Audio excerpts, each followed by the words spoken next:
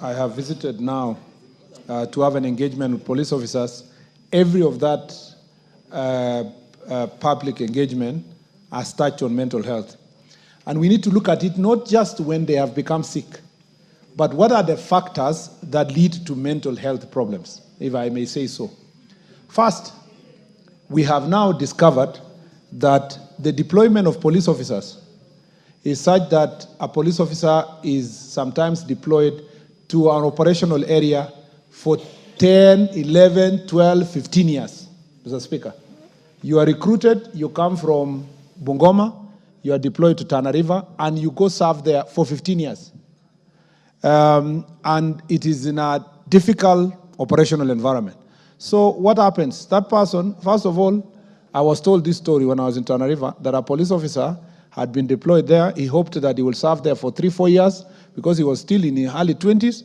He would come back to marry at home and then serve in other places and where he can easily access his family and so forth. The Speaker, 10 years, 15, 12, what do they decide? They marry there, they live there, and one of the officers, I was told, had very serious mental health issues. Mr. Speaker, therefore, we need also to address the operational challenges that come. Mr. Speaker, if you send a person to go to work in Liboy, Mandera, and they're fighting Al-Shabaab and so forth, Mr. Speaker, you cannot keep them there for more than 2-3 years in an operational area. So, pursuant to our engagement, we have said there must be a determined period of time that a police officer can be in an operational area. Maybe at most 5 years, but at least, to make sense, 3 years. That means there must be a system of continuous transfer of police officers. You move from operational area, you come to an area that is less operational. You moved from operation, you come to less operational areas. That way, you are able to deal with, first of all, the mental health issues. Number two is the promotion of police officers. You promote them, Mr. Speaker, somebody stays for 25 years, 30 years, they've never been promoted.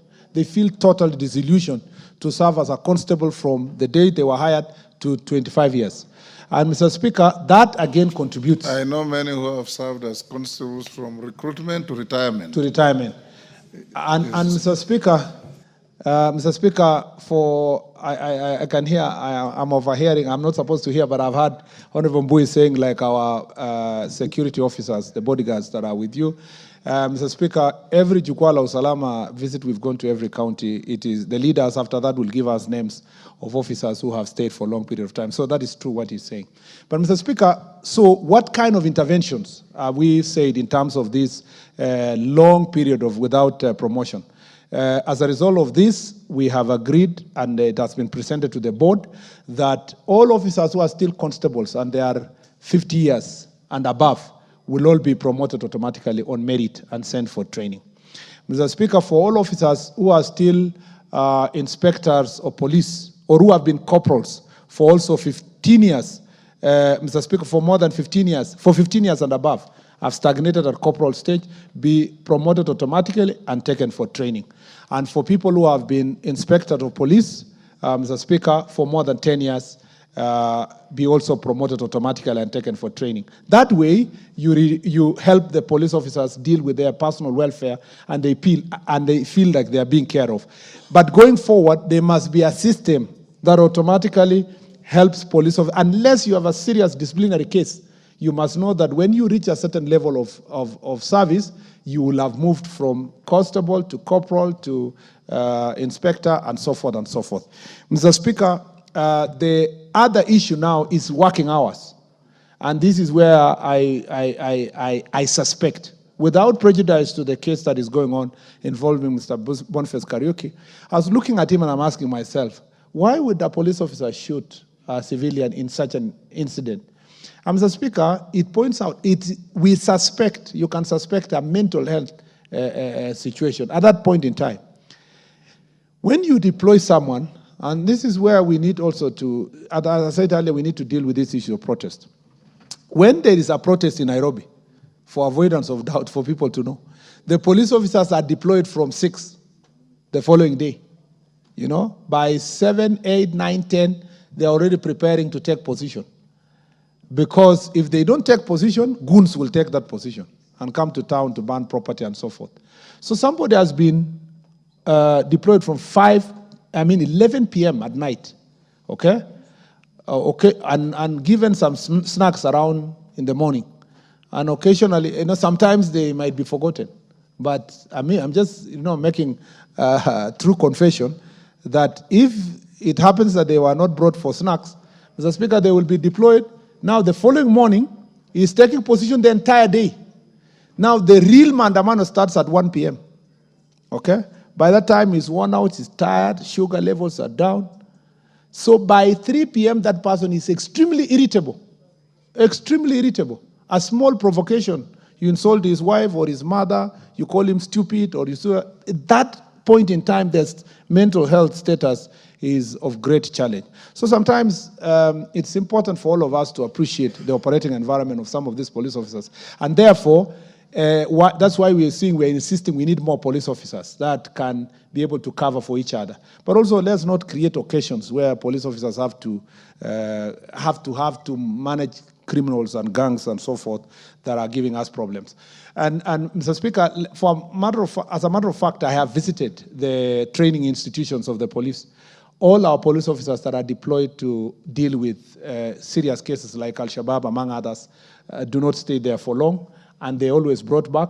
And before they are redeployed, they go through training, including counseling. And Mr. Speaker, I know, I don't need to mention within which institutions, but we have a very detailed program for dealing with those situations.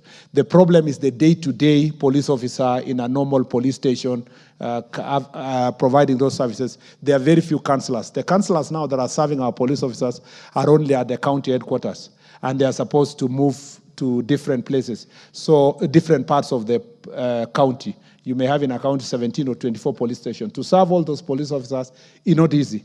And therefore, we have agreed that in the next recruitment, we need to also focus on getting councillors, increasing the number of councillors so that they can reach out to these people. As I read in the statement, we are also working with their families to see how these counseling services can be extended to their families. And lastly, Mr. Speaker, is to point out that now in the National Police Service, drunkardness is not considered an offense, an act for this that can lead to addiction or alcohol addiction does not lead to your dismissal. It's now treated as a disease. And so most of our police officers who have been addicted have been taken to rehabilitation centers. And Mr. Speaker, a number of them have come back, Mr. Speaker, to back to service. I know, and because we are leaders, you know that police station where people are sent, when they are drunk, they are sent there.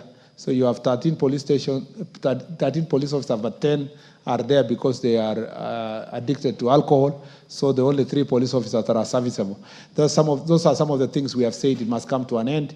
Transfer police officers to certain police stations, certain corners, because they are addicted must also come to an end. So this is an area of reform that we have picked from our public engagements, and I assure you that we are going to deal with these issues decisively. In terms of health, mental health institutions, I agree that, first of all, in the entire society, mental health is considered, Mr. Speaker, a taboo. Yes, that is the word I was looking for. It's considered a taboo. And not just about the police officer, even us who are sitting here, even me, Mr. Speaker, to be able to manage the cases we deal with in this ministry, I have to be conscious that my mental well-being is important. So I must think about what things am I going to do, how do I debrief, what exercises can I do, what things can you do, and that's the same for the police. That's why we're saying police officers are now exposed to playing sports, boxing, exercising, running, and those who are able to do that and some are community activities, some are leading in churches. In fact, the police chaplaincy is very instrumental in terms of helping police officers to have debriefing sessions where they can be able to do this. And for avoidance of doubt, Mr. Speaker, as a result of the diligence of National Police Service, we have 2 teams in the Premier League. Mr. Speaker, the National Kenya Police football team, the champions of the Premier League, And recently, the APS Police Bomet qualified, Mr. Speaker, to Premier League. And then we have many athletes, world record holders. Mr. Speaker, our volleyball team is one of the best around. The same to volleyball, boxing, and many other sports. So we encourage sports within the police service. Ultimately, we need to reach a stage where the police officers, these are 120,000 people. So definitely, if you have 10,000 having a problem, it becomes multiplied. But we need to reach a stage where we have enough technology, and that's why the first question was important. We're having enough technology that we don't have to have too many numbers, so that you manage the numbers, pay them well, and challenge issues of mental health. Of course, sorry, Speaker, if you allow me this. Of course, the working environment of the police officers is also a serious challenge. Where they live, most of the police officers in the police stations are living in uni-arts. Mr. Speaker, a police officer with his family, their houses are partitioned with some kind of a sugar or a bedseat. Yeah, pazia, you know that one. Mr. Speaker, and you're asking yourself, how do these people live? Because for you to live well, you have to exile the next person living in the next day. You know what I'm saying? So it's really a problem. And you have children, you have deplorable working conditions.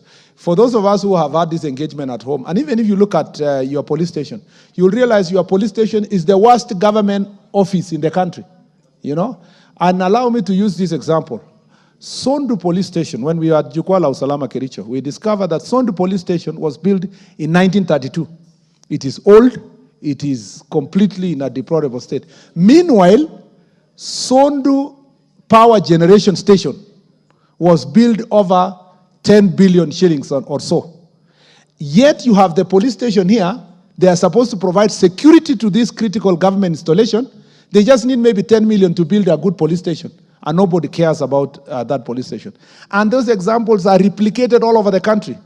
So I request, Mr. Speaker, even as we have the debate about NGCDF, Mr. Speaker, NGCDF has done a fantastic job in building classes, Mr. Speaker, and education institutions. In fact, I came as a senator, Mr. Speaker. By the time I was coming to Senate, still a few places in my county we were doing Harambee to build schools.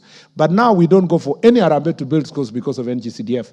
Mr. Speaker, if that can be extended to police stations and chief's offices, Mr. Speaker, and SEC's offices, this, I know some members of parliament do it, but it is done as it's almost like a CSR of the main function, which is to build schools. I will request, Mr. Speaker, a conversation based on my findings having gone around the country. I don't want to mention the counties that are doing extremely badly, Mr. Speaker, because I don't want to put leaders on the spot. That, Mr. Speaker, we need to come to a place where we can have a conversation between us and the NGCDF team to see how best we are going to achieve building our modern, good police stations with at least the OCS and the deputy OCS and the sergeant in charge of the armory getting accommodation within the police station so that we can provide proper services to the people of Kenya. I thank you, Mr. Speaker. Robert Mbui, we are running out of time.